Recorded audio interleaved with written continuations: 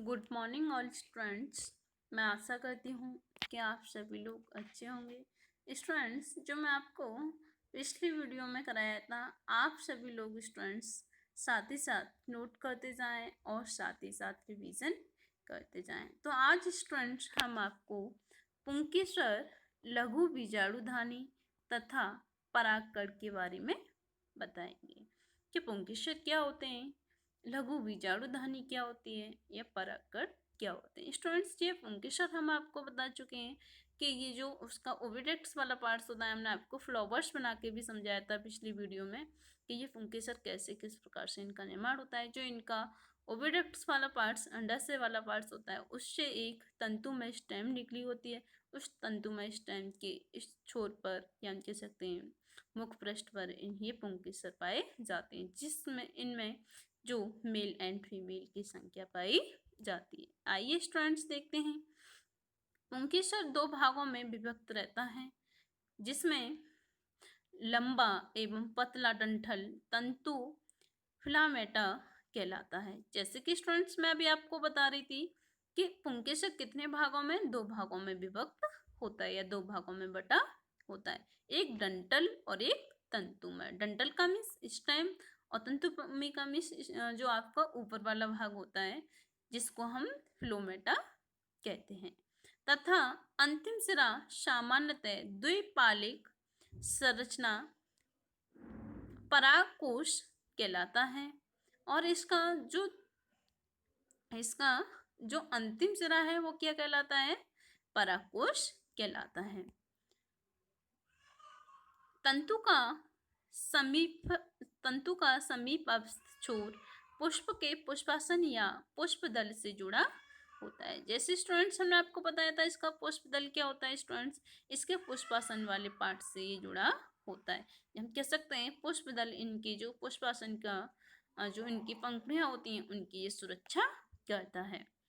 पुंकेसर की संख्या एवं लंबाई विभिन्न प्रजातियों के पुष्पों में भिन्न भिन्न होती है।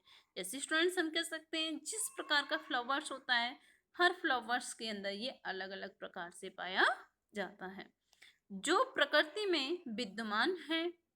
और हम कह सकते हैं जो स्वतः ही फ्लावर्स के अंदर जो क्रिया होती है वो अपने आप ही उत्पन्न होती है। एक विच्छेदपन सूक्ष्मदर्शी से प्रत्येक पुंकेसर का सावधानी पूर्वक अवलोकन तथा स्पष्ट चित्र के माध्यम से विभिन्न पुष्पों में परागकोशों के जुड़ाव एवं आकार की व्यापकता को समझा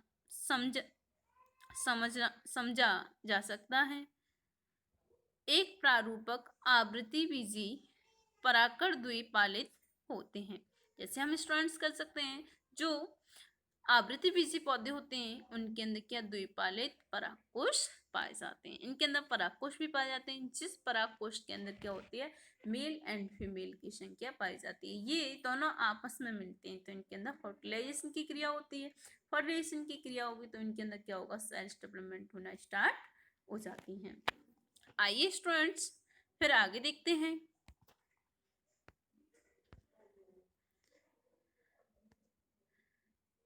एक परागकोश की द्विपालित प्रकृति परागकोश की अनुप्रस्थ काट में बहुत ही पृथक या सुव्यक्त होती है, जिसमें चारों कोनों पर लघु बीजाणु समाहित होती हैं। चारों कोने पर क्या होता है, इनके अंदर लघु बीजाणु पाए जाते हैं, जो प्रत्येक पाली में दो होती हैं। यह लघु बीजाणु आगे विकसित होकर परागपुट्टी बन जाती है। यह अनुलंबित एक परागकोश की लंबाई तक विस्तारित होते हैं और परागकोश से ठसाठस भरे होते हैं। हम कह सकते हैं स्टूडेंट्स, इनके जो डंठल होते हैं वो क्या होते हैं, लघु बीजाणु होते हैं। लघु बीजाणु के प्रत्येक वाले के अंदर ये बीजाणु अगले सिरे पर ये विकसित होते हैं और इनके अंदर ये टसाटस का मीन्स होता है कि ये घने रूप में एकदम कसे हुए होते हैं। जैसे कि स्टूडेंट्स, आपको ये चित्र दिखाई दे रहे हैं, इनमें हम आपको समझाएंगे जैसे स्टूडेंट्स हमने आपको बताया था कि एक पुंकेसर होता है, पुंकेसर को कितने भागों में बांटा गया है। एक इसका ये वाला ये वाला भाग कौन सा है, इसको हम इसका कौन सा भाग बोलेंगे। तो ये क्या हो गया, इसका तंतुमय स्टेम हो गया। ये भी ये पूरा फ्लावर्स है और इसके अंदर हम इसकी ये बड़ी संख्या है। तो ये तंतुमय डंठल हो गया, जो हमने आपको बताया था कि पुंकेसर के कितने भाग होते हैं, 2 होते हैं। ये क्या हो गया, तंतुमय डंठल। और ये इसका जो ये ऊपर वाला भाग होता है, इसको हम परागकोश कहते हैं। यही परागकोश क्या होते हैं, इन्हीं के अंदर नर एवं मादा दोनों की मात्रा पाई जाती है, दोनों की संख्या पाई जाती है। जब ये किसके माध्यम से मिलते हैं आपस में, हमने आपको स्टूडेंट्स बताया था, ये वायु या किसी कीट के कारण क्या होते हैं, या आपस में इनके अंदर क्रिया उत्पन्न होना स्टार्ट हो जाती है। ये स्टूडेंट्स आपको समझ में आ गया। ये पुंकेसर को कितने भागों में, 2 भागों में विभक्त किया गया। एक तंतुमय डंठल और दूसरा परागकोश।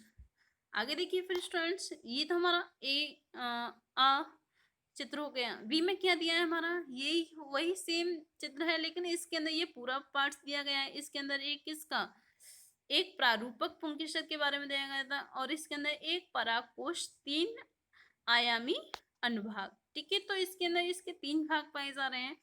ये हमने आपको ये वाला पार्ट्स बताया था, इसको हम कौन सा, ओविडेक्स वाला पार्ट्स कहते हैं, जिससे हम कह सकते हैं हमारा क्या जुड़ा हुआ होता है, इससे हमारे ये पुंकेसर, ये वाला ऊपर जो परागकोश वाले ये पार्ट्स पाए जाते हैं, इसको हमने क्या बोला था, तंतुमय स्टेम बोला था। और ये क्या हो गए, इनके परागकोश हो गए। ये स्टूडेंट्स आपको दिखाई दे रहे हैं,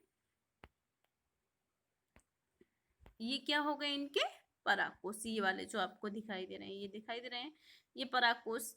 और ये इन्हीं के अंदर ही परागकोशों के अंदर क्या पाए जाते हैं, परागकण पाए जाते हैं। और इनकी ये आपको जो बाहर वाली ये लाइनें दिख रही हैं, इनको हम लाइन ऑफ डेनिसेंस कहते हैं। स्टूडेंट्स, इनके माध्यम से क्या होता है, इनके अंदर जो परागकण होते हैं वो सुरक्षित रहते हैं। तो स्टूडेंट्स, ये मैं आपको सारा का करा चुकी हूँ। ये आप स्टूडेंट्स सभी साथ ही साथ नोट करते जाएं और साथ ही साथ अपना रिवीजन भी करते जाएं। तो स्टूडेंट्स, आज के लिए इतना ही काफ़ी है। और मैं बार बार यही बोलूँगी कि जो मैं आपको करा रही हूँ, आप साथ ही साथ नोट करते जाएं और साथ ही साथ अपना रिवीजन करते जाएं। और स्टूडेंट्स, जो आपकी क्लास के अभी स्टूडेंट्स जुटे हुए हैं, उनको भी बताइए कि उनका सिलेबस निकला जा रहा है और वो जल्दी से जल्दी अपना कवर करें। और जिसका नंबर ग्रुप में नहीं है, वो अपना ग्रुप में नंबर भी जुड़ पाएँ। आज के लिए स्टूडेंट्स इतना ही काफ़ी है। Okay, thank you students.